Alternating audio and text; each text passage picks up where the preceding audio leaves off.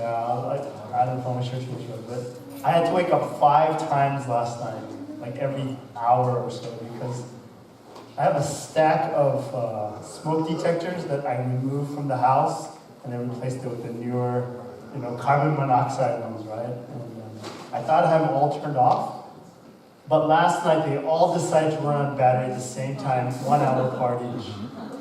And then I found out that my daughters are up doing weird things in the middle of the night. So maybe it was God, I don't know. But like at 2 in the morning, you know that dead battery sound, everything goes up, dude. And then 30 seconds later, and I'm a light sleeper. And I'm all like, and I was like, I can sleep through this, I can sleep, and I couldn't. And so I went downstairs, and I found out, like, out of the stack of them, which one it was, and I turned it off. And then I went back upstairs. And then 1 hour later, it happened again. And then Catherine's downstairs doing laundry.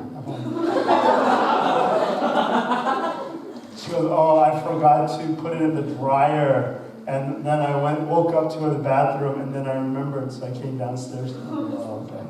So, pretty good excuse. Just to talk about a few of the announcements really quick. The couple's dinner, I don't know how the food will be, but it'll be out of love, so it'll be good, right? So, but yeah, come and eat. But the main point is not even just eating, though that's part of it. But just want to hang out and fellowship. I have more than enough food. So if you're a legitimate couple, then please come and talk with me, and you can definitely come. But if you aren't a legitimate couple and you want to eat some of the food, you can. You come and cook with me, and you can do that. Okay? But it's limited. It's limited to how many people.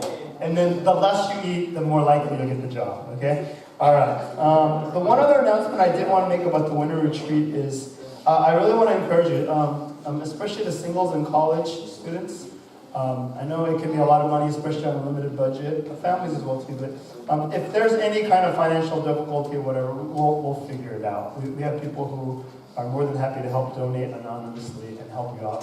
But let's be legitimate. It's not like, oh man, I spent all my money on my own stuff or my own Christmas presents or whatnot.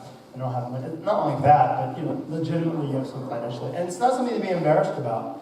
It's something that we really want to encourage you. We don't want to let finances be the thing that holds you back. Okay? All right. So let's do that. Well, let's pray together, and let's continue in our worship, and let's open up God's word to us. Father, I want to just thank you for everyone here. Thank you for all the men and women, young men and women, everybody that's here. I love them, you love them, and I pray that you would just teach us how to just love each other more and more. All of us, we want to learn how to do that. Not as the world loves, but as you love it. And you called us to be a church. And sometimes we don't understand exactly what that is. And yet, we kind of have a sense that that's something that we want to be a part of. And so today and in the coming weeks, help us to understand that when Jesus came into this world, he didn't just die for our sins. He didn't just come to be born and send this message that God loves us, but he came to say, now I want to make you into this amazing family, into this amazing community, into this church that will make this world right once again, and that you're going to come back for that church one day. So we thank you. Help us to experience that now. Thank you for letting us worship you. Thank you for the praise team. Thank you for everyone that's been preparing the worship today. Thank you for allowing us to have all the blessings we have, that we can give you offering, that we can gather together. Thank you for every person here. We pray in Jesus' name. Amen. Get your Bibles, or grab a Bible next to you if you can look at Acts chapter 2. And this month I'm going to be talking about the church, and I started last week with the adults, the older ones. I think the youth are adults in some sense too.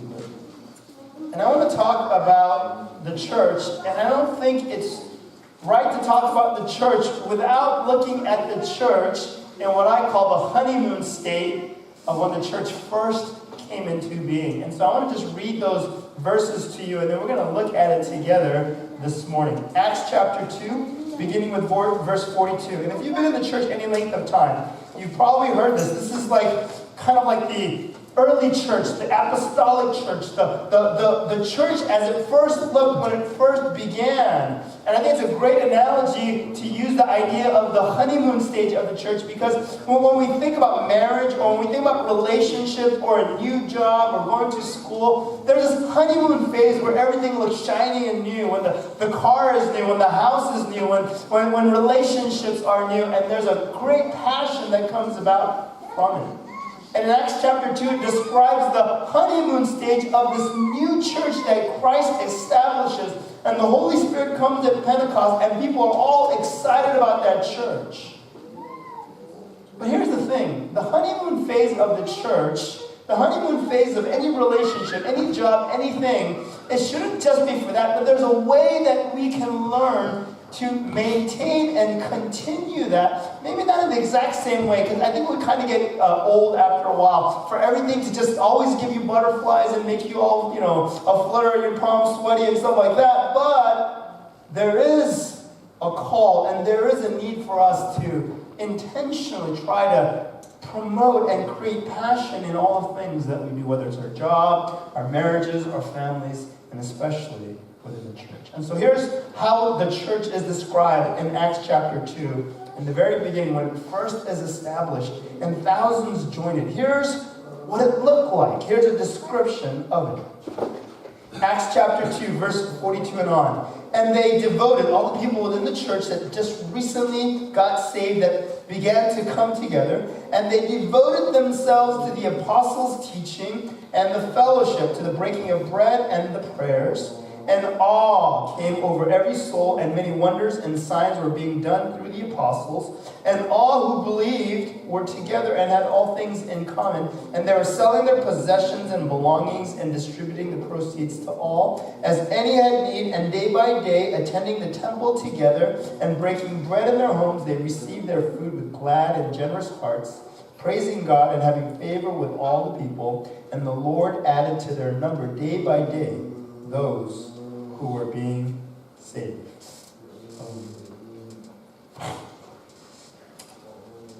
When I was in college, my freshman year, there was one of my good friends had a roommate that he just met. They just were put together. But this kid had this amazing passion for music. And in my limited experience at that time when I was 17, 18 years old, I hadn't ever met anybody that I thought, well, this person could actually be a professional musician, professional singer. Yeah, I don't know if he ever became. I lost contact with him after college, but he's not ever made it big, so obviously that's not what he did, but he had this passion for music. But the thing was, is when he was in high school and when he was growing up, his parents would not allow him to pursue that interest. So the only musical interest he was allowed to pursue was learning how to play the piano. No voice lessons, no guitar lessons, no other instruments, nothing, just piano, just to put on his curriculum vitae for his school, for his resume, for getting into college, whatnot, all of that stuff. And it was the traditional accepted thing. And I remember meeting him because at college, all he ever talked about, when I first went to my friend's room and he introduced me to his roommate, all he talked about was just music. He was just into it all. He played musical. Back in the 80s when I grew up, we didn't have internet. We actually didn't have personal computers. We didn't have musical access except through the radio. And CDs just started coming out. You had to have a lot of money to have CDs. We actually used cassette tapes and still vinyl records and the whole bit. And this kid in his dorm room, he didn't have clothes, he didn't have anything, but he had a collection of music.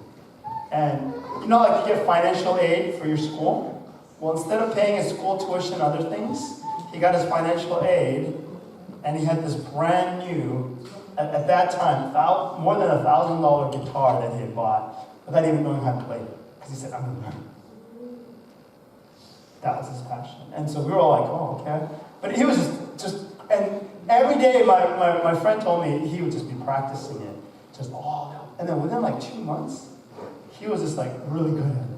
And within a year, he was just playing bass guitar, electric guitar, acoustic guitar, drums, piano, keyboard, all that he already knew, and all this stuff. And he created a band, he started doing all these things, but he was just passionate about it.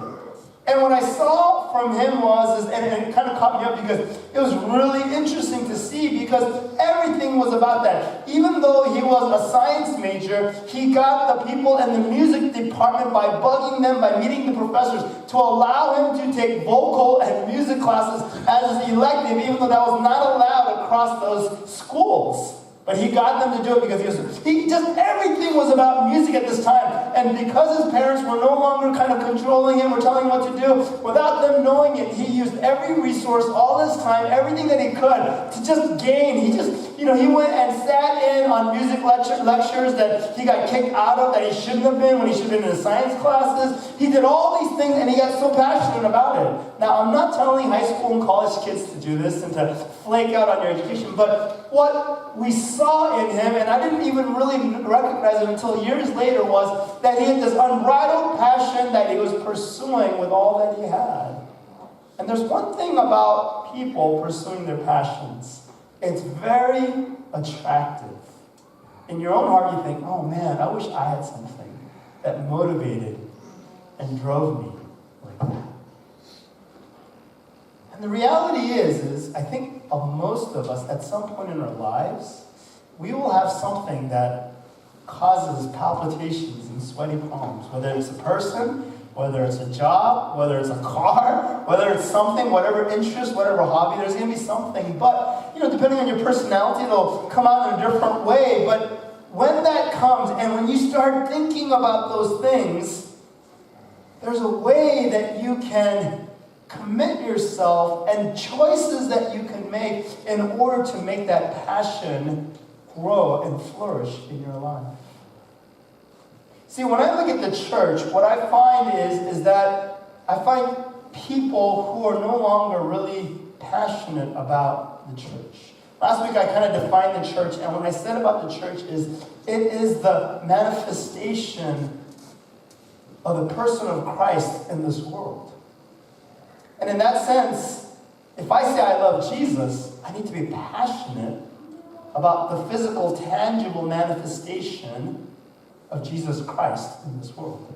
That's why Jesus says, if you give a cup of water, or if you help someone that's poor, if you go visit a prisoner, or you help the people that were sick, if you do that in my name, then that you're doing it literally to me. You're literally affecting me.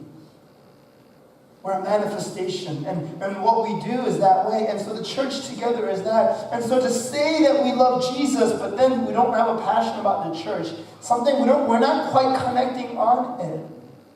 And I think this is why the church in some circles has fallen into a bad reputation. Because we're thinking about the organization, the building, the money, the programs, rather than the people.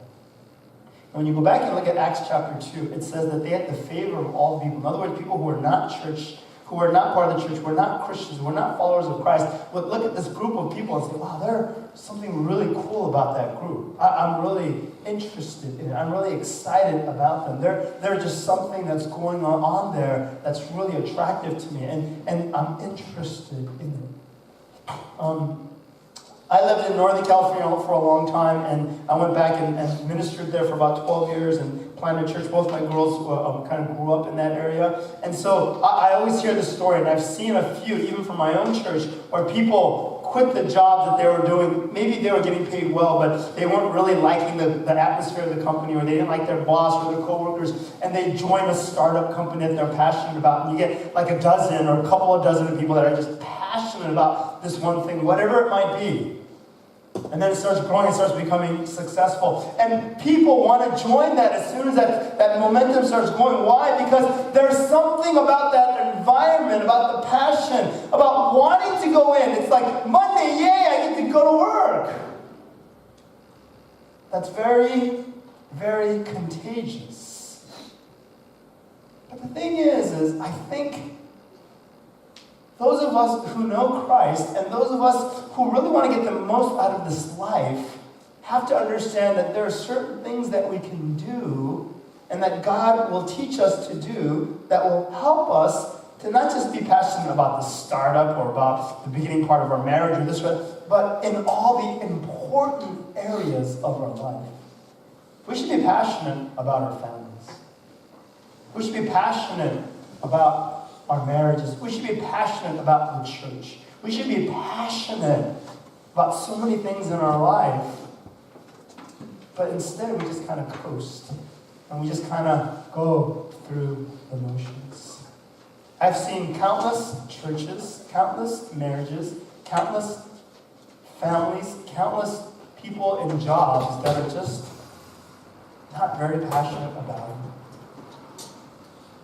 And that's not the way that we ought to be. So when you look at this honeymoon stage of the church, there's 3 lessons that I want us to learn from it. And then if we learn this, that maybe as we begin to live this way, our community and our families and our workplaces and our lives will be full of much more passion, and there will be much more satisfaction and joy in our lives as well. So the first thing I want to point out to you is that it says in verse 42 that the early church people, they devoted themselves to the apostles' teaching and the fellowship in the breaking of bread and the prayers. Now, when you read that, it's not a sentence that you hear very often because it's not words that we would string together in our daily life experience. But literally what it's saying is, in that day and era, these people that got saved, they were hungry to learn more about God, to learn more about what the Bible was saying, to learn more about this quote-unquote new religion, this new way. But not only were they hungry about it, they were hungry to connect with other people. Now, going back to my friend that I gave you the example of, that was so excited about music, now that he first had his first opportunity to flourish in, you know what he did? He spent all his time just about music, hung out with people who knew about music. He was connected with all these kind of like, people within our school campus that were performing, and he got into all that artsy scene, right? And so I remember going to a few places where he was performing, and then there are all these, and he knew everybody because he started being committed to that, and relationships formed as a result. Whatever you're passionate about, you begin to invest, you begin to pursue, you begin to go look at. The problem, I think, for a lot of us, and the reason why we don't have passion, and may I say that this is maybe one of the things that maybe if you learn at a younger age can be really important. I don't just mean success in a financial way, but success in the sense that your life is really lived out fully. But I think it equates to finance. I think it equates to so many other things as well. To be successful is not only about ability and knowledge and how smart you are, how gifted you are. That's a part of it. Learning and maximizing your gifts and your talents, that's important. But the other part that I find here is that they not only devoted themselves to the apostles' teaching, but they devoted themselves to fellowship. And so, if I were to use modern vernacular, I would say they maximize their gift, they learn skills, talents, they just absorb themselves in and try to learn as much as they could, but then they also learn how to relate to people. They learn people skills. You can talk with anybody that's a little bit older, that's been in the workplace for any length of time, but you can already kind of start sensing it. If you have great talent and skills and abilities, if you're an expert in something, if you have a passion and you're one of the best at something, and then you have great people skills, you will be pursued by companies, by people, by groups. That's just the way it is. That's just the way it goes. What do you have? And you might say, well, I'm not the best at anything. Well, what do you enjoy? What are you passionate about? You may not become the best, but you say, I am, though, single-minded about this, and I'm just going to keep dwelling and digging into it. But then on top of that, if you build people skills, what ends up happening is a combination of those two create a place, an environment where other people want to connect with you. And it begins a synergy, and there's a passion that happens. And this happens within the church, within the family, within the workplace, within the schoolyard, every place, this is what can happen. And I see it in the church, and I want you to understand that God always intended for that to be. The Bible is full of places where it says one of you can do amazing things, but two of you can do way more amazing things. And a group, a community of you can change the world. And if that's not true of the church, that's a big problem. Because we are supposed to be the biggest agent of transformation. We are supposed to be the most attractive, the most winsome group ever. See, they were excited, and it says that they were, devoted to learning and devoted to fellowshipping with one another. And it says, to the breaking of bread and prayers. And so some of us go, well, what does that mean? They ate a lot and they prayed a lot? Well, basically, the social hour in the time of the book of Acts was very different than our day today. What do you do at meal times? I know what most people who are busy, that are grown up, and maybe even college students too, you get your food down and then to get your kids off to school or to go back to work or get your, all your to-do list done. You just eat fast as you can, or, fast food. That's why we have so much fast food out there right now. But the way that I think it was way better in their day is those are social hours. And so what this is pointing out is the prayer time and the meal times were actually the social hours. If, let's say you were, a tradesman or a merchant and you're in this square, where all of you gathered together and you sold all your goods and people came by throughout the day. Well, at lunchtime you would all kind of close up shop, all of you. Because everybody would have lunchtime around the same time. And you would close up shop and you would gather together with the other tradesmen nearby that you knew. And you would maybe pull out a table and then you would put your food on the table and you talk. And you say, how's the business going? How's your family going? And you would just interact for maybe an hour or two. And then slowly you would go back to your work day. Because that was your break. That wasn't, like right now in all our hourly jobs or wages, whatever, every so often you have to have a 10-minute break and it's required by law, whatever. But they didn't have that, so they just kind of had that casual time. And so this breaking of bread time, what these Christians would do is they said, oh, well, I'm going to go, I'll be back. And then they would run off and gather with other believers for an hour or so. And they would take their lunches, right? There was no fast food joints. There was no, take your donkey through someplace and then they'd hand you a sack of food. You had to bring it from home or buy it. But nobody was wealthy enough at the time except for the wealthier ones. And so they just took all their food together and they just hung out for a while, an hour and a half, just sharing wine. And then the prayer times, the ones that lived in Jerusalem or anywhere near a temple, there would be times when everything was shut down if you're a religious community, and you would all gather at the temple and pray and listen to some reading of the word, and then you would socialize a little bit again. Probably you'd break out leftovers from your food or lunch or snacks, you'd eat and talk, and then you'd kind of go back off in your own way. And those would be actually the highlights of your day. The highlights of the day. And so here what we're talking about is we're making learning about God, we're making fellowshipping with other people the priority in our lives, the highlights in our life. One of the things I'm really grateful about this group, in this community, in our church, is that every Sunday I look forward to coming here. Honestly. Now, there's days when I'm stressed out.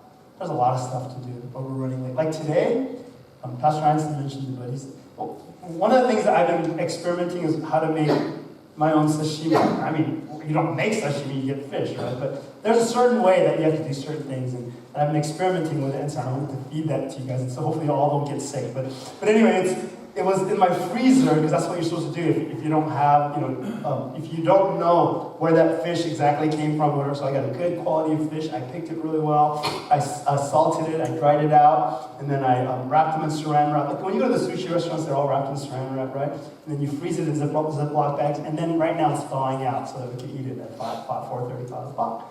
Well, this morning, because I had all that alarm beeping and stuff like that, I woke up and halfway to church at like 9 o'clock on the way to the first worship, I knew I forgot something. I brought everything, but I forgot to bring it home.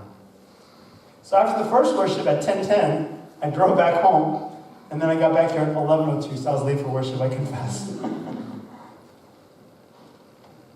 Sometimes you're stressed out, but the one thing that I know is I always enjoy coming to church, not because of what I have to do or all the responsibilities, but because I just like being with the people here.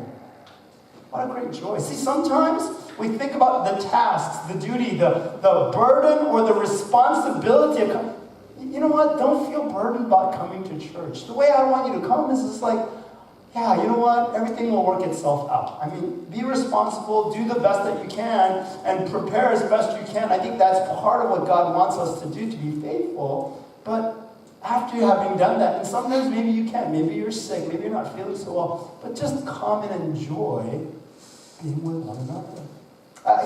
You don't know how many stories over the years of being a pastor I've heard people say, oh yeah, you know what, I don't really want to come to church because I had this thing with somebody, or, you know, I feel uncomfortable with this.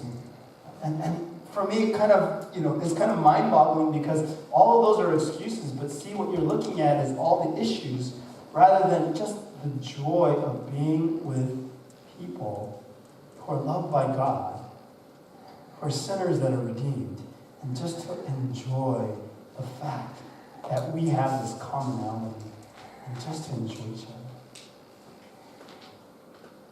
Just to enjoy the uniqueness and how I see Christ through our young, people and our older people.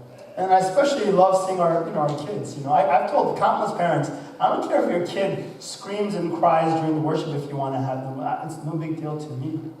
Seriously. I'm just not stressed out by it. I guess maybe if like hundreds of kids are doing it at the same time, but then I say, oh, that's the end of the sermon. Let's just go and enjoy ourselves. And the reason I don't mind it is because Sunday is not about we have to hear Pastor James' sermon and get a good understanding and teaching. See, so many people go to church going like, what did I get out of it today? Did I get a good message? Was the worship good? Did people welcome me? Were people nice to me? What did I get out of it? Rather than, I'm just going to go and enjoy people today.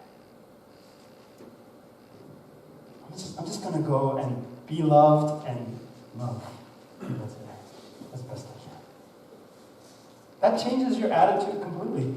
You don't know how stressed I used to be when I first began to preach weekly when I was a younger pastor, because I feel like, are people going to like this message? Are they going to think I'm a good preacher, a good pastor or not? Are they judging me? Think about it. This is performance anxiety at the highest level every week, right?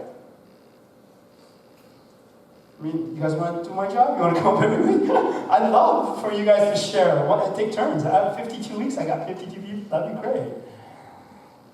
I'm not saying that you have to do it, but there are certain things that we all feel self-conscious and whatnot. We get stressed out. But what kind of did it away from me is that I can be much more anal and much more, worried about what I'm going to say. But you know what? Over the years, I know it's not so much exactly how I say it and the content, as much as it is how I portray it and send it to you. Because you're willing to forgive me some mistakes, some stutters, some boring sermons, some, if you know that I care about you. At least that's what I believe.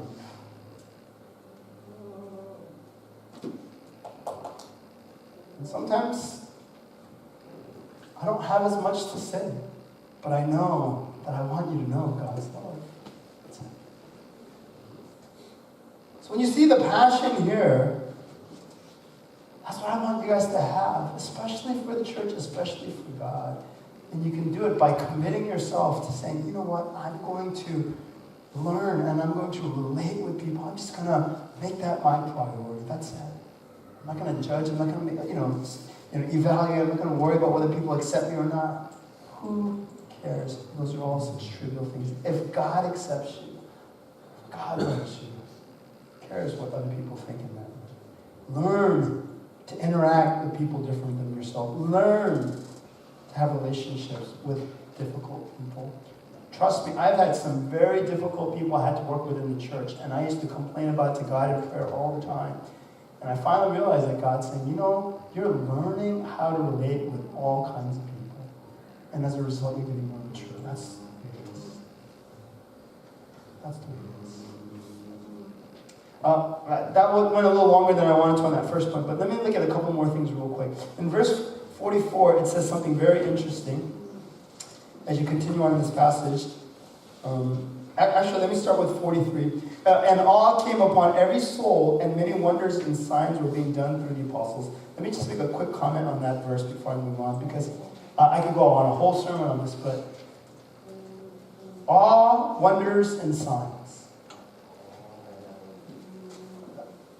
People talk about miracles and healings and all that. Okay, I mean, I understand that that's what this is referring to, but what's amazing is that when the church, and there's passion and people start gathering and they're excited about what's going on there, that's the environment for miraculous things to happen. I'm not just talking about healing, I'm not just talking about miraculous things, but what I'm talking about is just like you're saying, this is something that is supernatural outside of the world, where you begin to see the power and the person of God breaking through into the natural realm of this world in a supernatural way. God says, I want to be there, I'm going to act there, and crazy things begin to happen.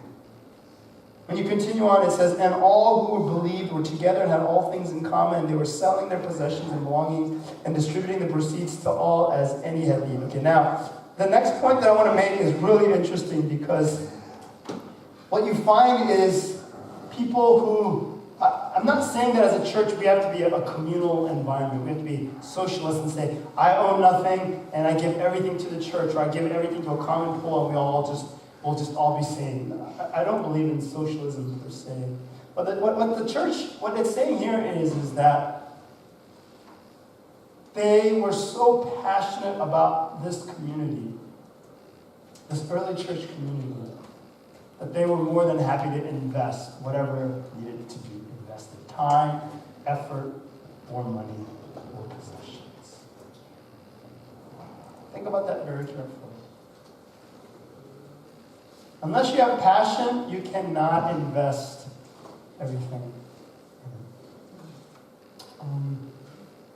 I know, having talked to some of you, that you guys have had different kinds of passions over the years. If you ever sat down and calculated how much you spent on that passion, I mean, I know a couple of you guys were really into cars in high school, college, and maybe still now. If you sat down and added up, your wife probably going, what, that much? I'm serious, right? Guys, I see some of you smiling already. Okay, don't look in their direction. But there's nothing wrong with that, in a sense. What you're passionate about is what you invest in. Okay? I mean, I can embarrass the ladies too, you know? Think about it, some of you guys. If you think about how much money you spent, okay, this is a little sexist, but makeup and clothes, you know? And if you add it up, if you literally were able to add it all up, it'd be tens of thousands? Probably more, right? That's not bad, you know? Could have bought a car, or could have invested in another house, or okay, anyway. So we all have that. There's nothing wrong with that in a sense. But then why do we not invest in the things that we say are really important? I'm not trying to get you more money to the church. That's not my point at all. My point is this: if you are passionate about something, when the opportunity comes, when God wants you to invest yourself, then be ready to invest yourself. That's what I'm trying to say. To be perfectly honest, I think money is an easier investment, more so than your presence and your time, honestly. So I want to challenge you guys all about money. But it should also be true about your possessions. And so this passage where they were sharing and having everything in common, really what they were saying is like, I am so passionate about the church. Whatever it needs, I'm willing to give into it. But when you look at people who are very, very, very wealthy and you read about why they give to certain organizations versus other organizations, you know most of the time what the bottom line is? Because they see the passion and they themselves go, like, I buy into that. I see the passion too. Then they're willing to part with and give lots of money. And even people who aren't as wealthy do that. My mom, my dad passed away a number of years ago, but my mom now is 80 years old. And after my dad passed away about 6-7 years ago, I sat down with her and we wrote out her will and her living trust and all of that. And honestly, I was really trying to be very neutral about it. I said, Mom, whatever you want to do, it's your money. Just do whatever you want to do. And she kept saying, what do you think I should do? So I'm like, okay, Mom, just give me everything and I'll just take everything now. No, I just said, no, Mom, you know, what do you want to give your money to? I have 2 girls, remember?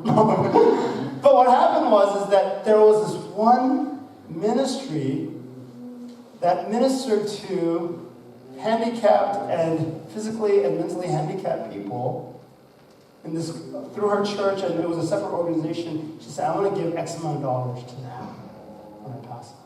I said, that's awesome, that's right. And it's in there. I mean, I have her will, and so and she wrote that down. It was one of the things that, she put in there. And I also want to give such an amount of money to my church. The thing is she can take all the money and just use it. I mean, she can go on more vacations. She can just, do all these things. But she doesn't want to because she wants to set that up and she has a path. And I was just really blessed going through that with her. Because truly what she's passionate about, she's saying, yeah, I want to help it out. So I wish I could do more, And she does give to it right now regularly. But she says, at the end, when I'm done and whatever's left, here's how much I want to go to it. I said, that's great, Mom. I love that idea. She's not wealthy by any means, but she's not poor. But she's thinking about those things. And she also remembered what my dad said. My dad said, I don't want to just give all the whatever we have left to my son and my daughter and just just in that way. I want to help I want to help Christian organizations. That's what my dad's heart was, but he never was able to kind of do the will part. So when my mom remembered that and her own desire and her own heart and what ministries that they both enjoyed, that's how that came. Not only do you have to devote yourself to learning and to building up relational skills and doing all of that to have passion, but you also have to be willing to invest. So many of us, we don't want to invest. You know why a lot of us don't feel connected within a community, within our workplace, within a church, even within our marriages and our families? Because we don't invest. I've been giving this marital advice because I'm counseling a couple of couples before they get married next year a lot. But in my marriage, I remember in the very early stages, in the honeymoon stage, it's easy. You always want to be around each other, you're hanging out, you're doing all kinds of stuff, and then you have your first kid, and then kind of things change. And I remember it was probably about like 2 or 3 years after we had Catherine that for the first time we realized that our relationship had dramatically changed, and now we had to kind of invest back in ourselves rather than just in raising Catherine. And for me as a pastor, one of the great things is that we get Mondays off. And there's an amazing period of time, because Catherine was our only child for 5 years, when they're old enough to go to preschool at 4 years old, and I have Monday off, and my wife was a stay-at-home mom and just did some work at home, and we'd take her to preschool on Monday. Sorry, Catherine, we'd be so excited. Because Sunday, the weekend's over. All my work is done. And then, most of you don't want to get up in the morning on Monday. We'd be up early, getting everything all ready, and then she goes to preschool. Unfortunately, preschool's only like 4 or 5 hours, but anyway. But first grade comes around real quick, then you get them till 3 o'clock, right? And so on Monday mornings, we drop her off, we go do some grocery shopping or whatever, we go have some coffee at a cafe, we hang out, we go before the lunch crowd to whatever restaurants that we wanted to go to, we go have some lunch, and then afterwards we leave before it was over, and then we just go to a park or we go to a bookstore or something, we just sit around, hang out. Sometimes we talk a lot, sometimes we talk less, and we just enjoy just being the two of us and we talk. And then by about 1 or 2, we'd go pick her up and we'd go back and be ready. And she would have a great day because we were all ready to be mom and dad all over again. But we had to invest. We had to intentionally do that because we could have both gone I'm so tired after Sunday Sunday night, and she could have been oh yeah, I'm tired about taking care of her all week. And then we could both just kind of just say, you take her to preschool today and I'll sleep in. Next week I'll do it and we'll flip. And we could have just done that. But when we intentionally did this, what ended up happening is that ended up rekindling our relationship. If you're married, you have to have a date night without the kids. Tonight, you get an opportunity, so come, okay? I've got a couple of babysitters and stuff, and you don't bring anything except food, your appetites. We will serve you pretty okay food, and we'll enjoy it, and we'll just sit down and have, food. I mean, I know your kids are going to maybe, intrude in a little bit because they're going to be, I don't know we're going to just try everything possible to kind of mind numb them so they won't think about you. We'll do whatever, things we can do and take care of that. But we need to invest. And the final thing that comes out in this passage, and this advice I hope the younger people are grabbing it too, because don't let the world tell you that everything's just kind of blasé and life ends after a certain point. And passion, when you look at older people, I don't want to become like that. It's not true at all. It should not. We need to fight it because that's not what it's supposed to be. Not of any part of our life, but especially in church. And then in verse 46 it says, and day by day, attending the temple together and breaking bread in their homes, they received their food with glad and generous hearts, praising God and having favor with all people. Let me just end with this. In order to have passion about anything, there's two pieces of attitude that I want to tell you. The first was about learning and building skills, about relationship and about building your skills. And then the next part was investing and really committing and saying, I got to do this and this has got to be a priority. But now it says there's an attitude that they have. And the attitude that they had was this. They had glad and generous hearts. You know what glad and generous hearts comes from? It comes from thankfulness. It's very easy to look at our jobs, our church, our marriages, our families, parents, or brothers or sisters, and not be thankful. It's very easy.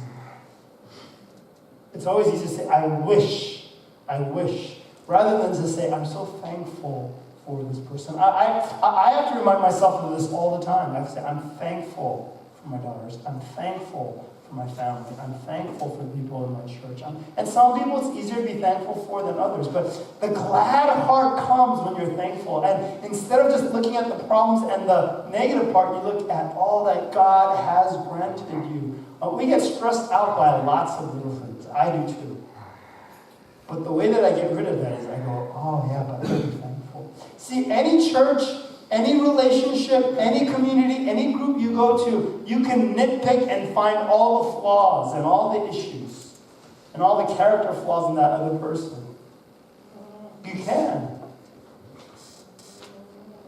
But when you begin to be thankful, the passion will grow. It'll draw you closer in the relationship. One to another. And then it says glad and generous heart. Isn't that interesting? Glad and generous heart. Not only does thankfulness make you grateful for that person, but true thankfulness, you'll know when you're willing to give to that person. Let me explain. Let me use marriage because it's the easiest analogy. You know that you're thankful for your spouse when you're willing to give them the benefit of the doubt, when you're willing to forgive them, when you're willing to do things for them, when you're willing to serve them, when you're willing to, when you want to get things for them, when you're feeling generous towards them, you know that's when you're really thankful for your spouse. When you're thankful for your children, you want to give to them. You don't want to spoil them, but you're willing to. But when they're being brats, when they're not, when you're not great, you just wish, I wish there were some of those kids. You don't want to give them anything. I won't do anything for them. Generosity is a way to measure our heart of thankfulness, of gratitude. And if you feel very miserly towards anybody, you're like, I don't want to spend time with them, I don't want to do anything with them, I don't want to give them anything, I don't want to, give them any benefit of doubt, forgiveness. It's because somehow in your own heart, you've forgotten how grateful you ought to be to God and then to another. If we have these things together, what happens is passion gets built up in our hearts for our relationships, for our workplaces, and for people, and especially for the church. I can go on and on and on, but I want to just end with that, and I want to just encourage you in this way. We have this amazing, amazing, amazing truth that God, that Jesus Christ calls us to be His earthly manifestation, to be His body, to be His people. There's nothing else quite like it. And for us to not be passionate about the world, to not be passionate about that, the world sees that. This is, then why do you go to church? And why are you a part of it? And what do you believe? My challenge to all of you is to think about that. and to live passionately in all ways, and especially towards the church and towards Jesus Christ. As Christmas comes around, we think about the baby Jesus. We think about what he did. Do you love him? Let's be passionate. Let's be passionate. Let's pray together as we close. I went a little over, so I'm just going to close, and then I'll dismiss.